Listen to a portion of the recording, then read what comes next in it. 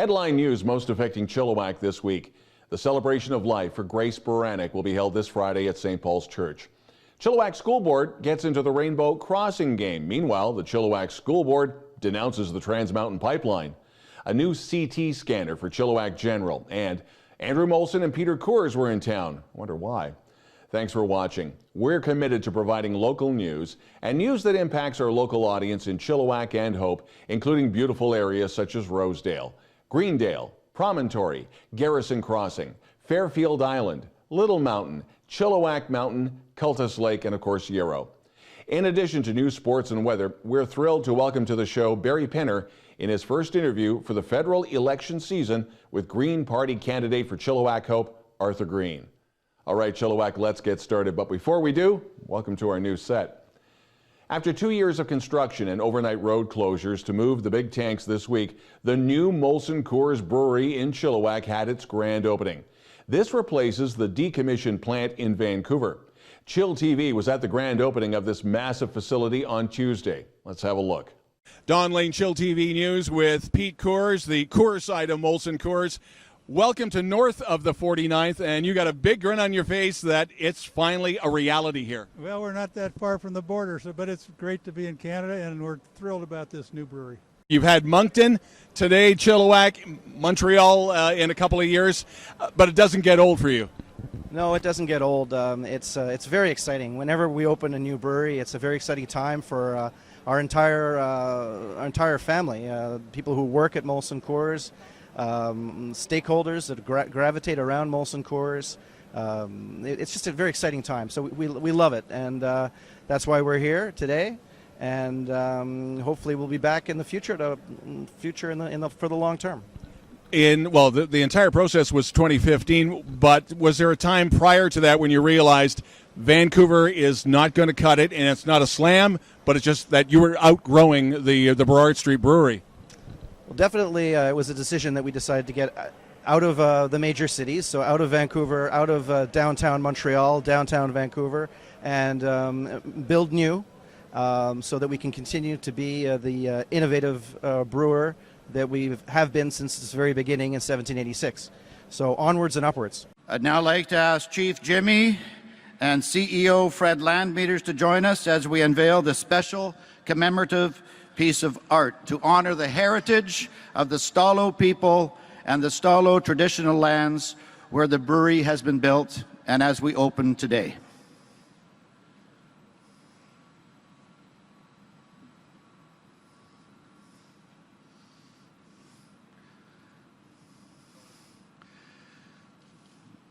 All right.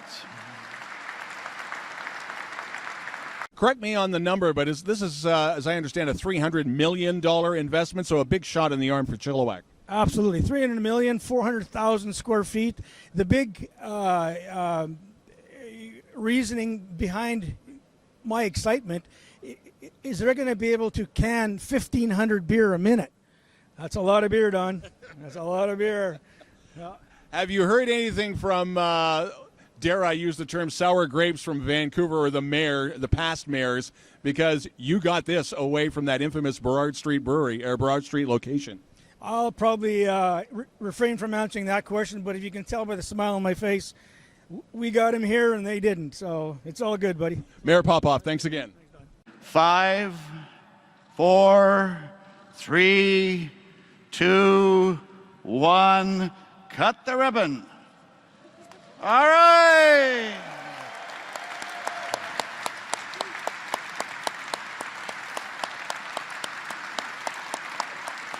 It is the final chapter towards closure. The celebration of life for Grace Baranyk will be at St. Paul's Church on Friday at 7 p.m.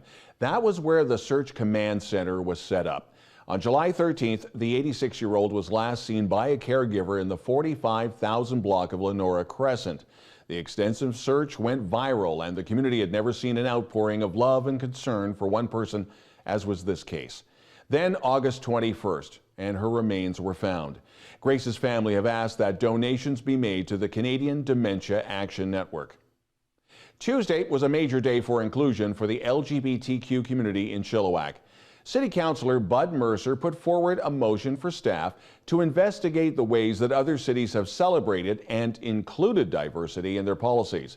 Public art has been used in many communities and not necessarily a crosswalk. Mayor Ken Popoff took this motion a step further with an amendment to create an Inclusion, Accessibility and Diversity Committee. And then later in the evening, Chilliwack School Board narrowly approved a rainbow crosswalk for in front of the school board office on Cessna. The 4-3 vote was expected, with the 3 anti-SOGI trustees voting against the motion that was put forth by the chair, Dan Coulter. Meanwhile, a rainbow piano was painted in the downtown core on Friday afternoon. Bobby Pin's Curiosities bought an old piano, and rainbow supporters came out to do the messy paint job. When the weather is suitable, that piano will be outside on display. Back to Chilliwack School Board, and a special meeting was convened to deal with the proposed twinning of the TransMountain pipeline. The board unanimously approved the motion to send a letter to the National Energy Board denouncing the pipeline plan. The proposal cuts through 2 schools, Vedder Middle School and Watson Elementary, and it comes very close to Unsworth Elementary. Hospital funding in the Valley made news on 2 fronts last week. First, the Fraser Valley Healthcare Foundation chipped in $1 million for a new CT scanner, which is badly needed for Chilliwack General Hospital. Many patients had to go to Abbotsford for CT scans. And in Abbotsford, construction has started on an expanded emergency department at the Abbotsford Regional Hospital and Cancer Center. The hospital opened in 2008, replacing the aging MSA hospital. The total cost of the project, $16.25 million, with $15 million provided by the provincial government and $1.25 million from the Fraser Valley Healthcare Foundation. The 7th lane for traffic has been installed on the Alex Fraser Bridge. The 6-lane bridge was first opened in 1986 and now carries an average of 119,000 vehicles every day. The 7th lane, or a counterflow lane, will be made during rush hours using a road zipper. This machine can move barriers to create the new lane. A similar operation is used on the Golden Gate Bridge in San Francisco. The first of 3 federal election candidate forums for Chilliwack Hope and that riding start on Tuesday, September 24th. That one will be hosted by the Chilliwack Healthier Community Association. The Chilliwack Chamber of Commerce and the Downtown BIA will host their debate Wednesday, September 25th. That's at the Chilliwack Cultural Center. The final debate will be hosted by the Rotary Club of Chilliwack Fraser, and that's Wednesday, October the 2nd at the Sure Stay Hotel by Best Western. chillTV will have extensive coverage with all 3 debates.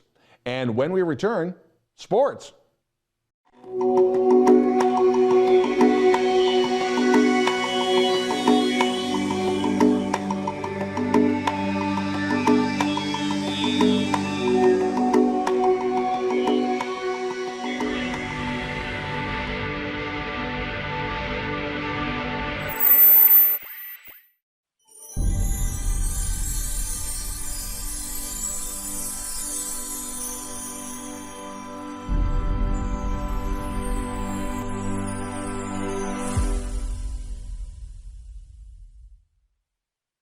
Rogers Hometown Hockey returns in December to Abbotsford.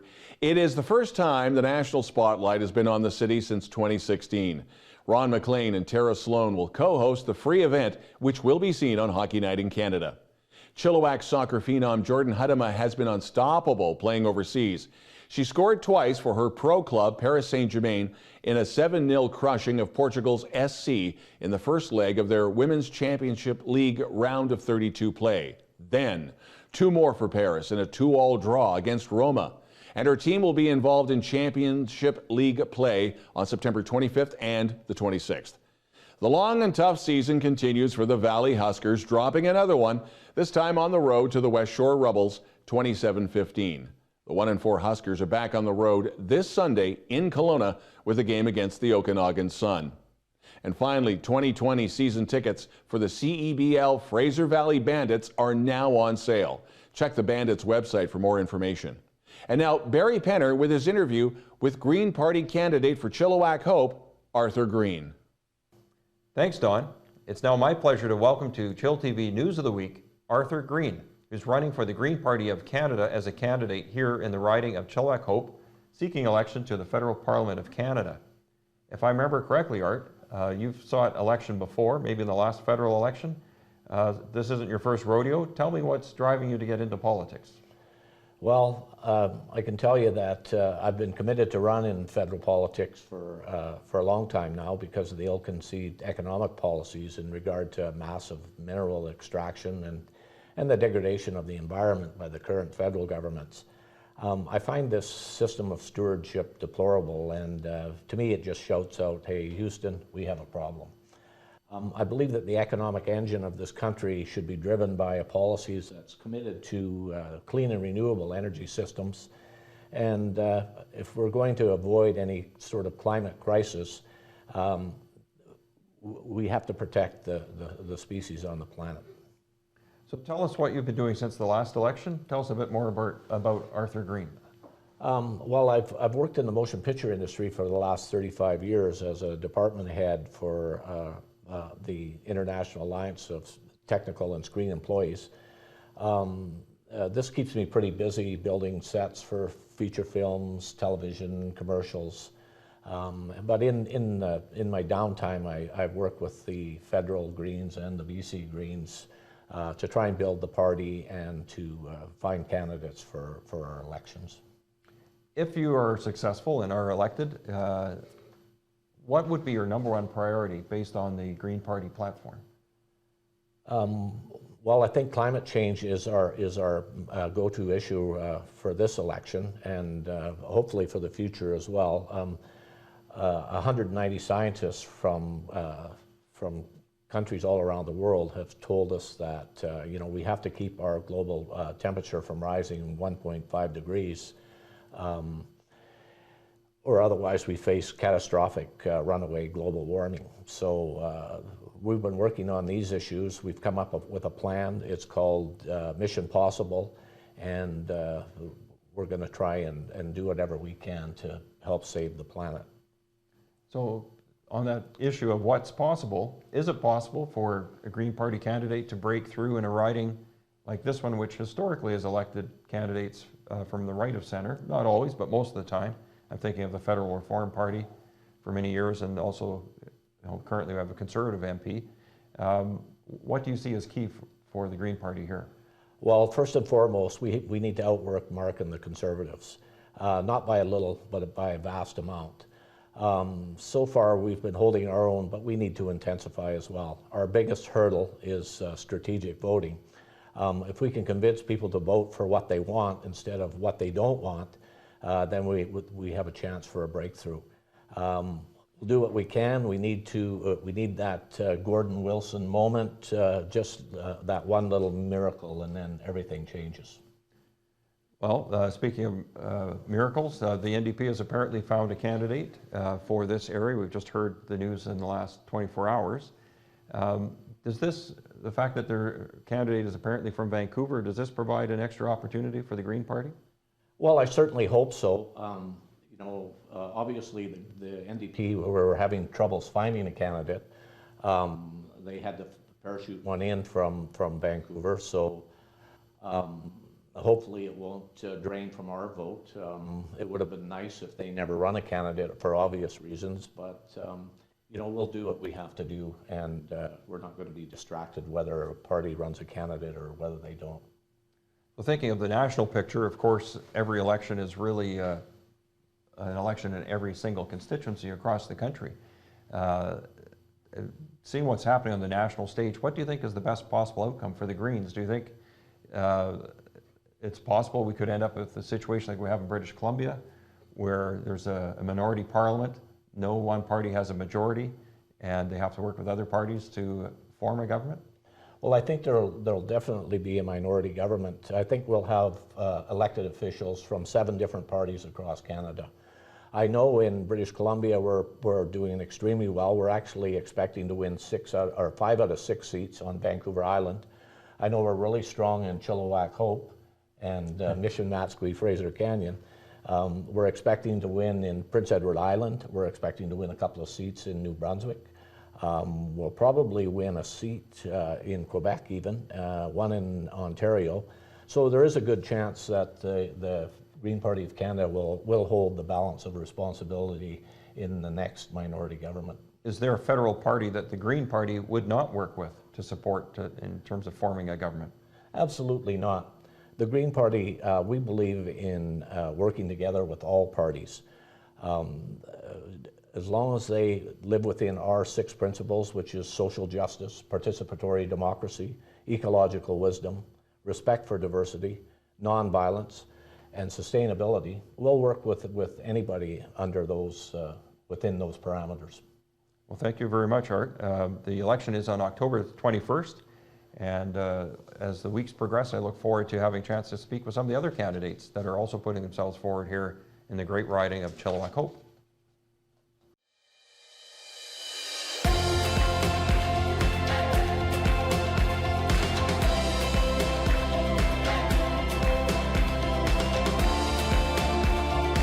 Nasi goreng is an Indonesian fried rice dish. It's an original recipe that has been handed down from Doutzen that we at Hofstede's have been using for 20 years. It is mildly spicy with hints of curry. Come in and enjoy it on Thursdays in our cafe as well as in our takeout section every day. Please come and enjoy.